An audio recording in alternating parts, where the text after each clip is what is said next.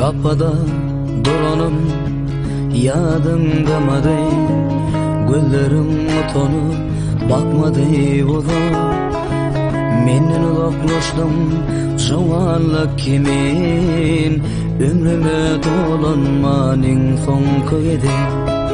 Ellerim elimi nedendir tutmaz, söýgü nefesini yatlara döldüm. Gözlerim gözüme bakanım şolly, soğuk bakışına ömürlük dondum. Soğuk bakışına ömürlük dondum. Kimdir seni yüreğinden çeken vefasız, menden mi güzelgi, menden mi jogap? Bu sowal dilimde kallı çoğalsa, aparda taramay rekimsiz zaman.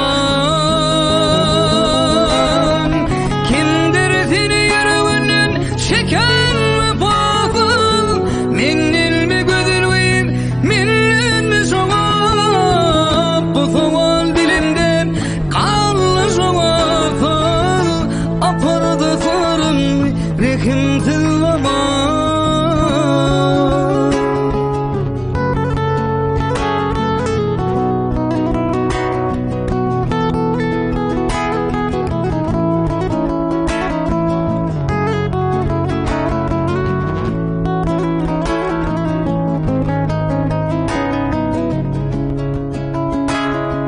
Bakarım kalbimde adım vadım, her zeker her akşam düşürsün yadım.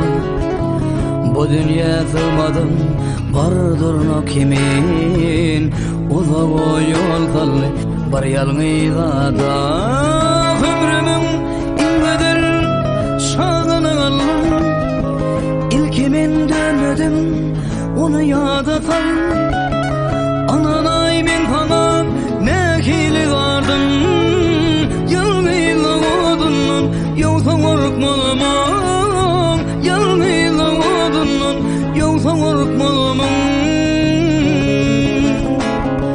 Kimdir seni yüreğinden çeken vefasız, menden mi güzelgi, menden mi jogap?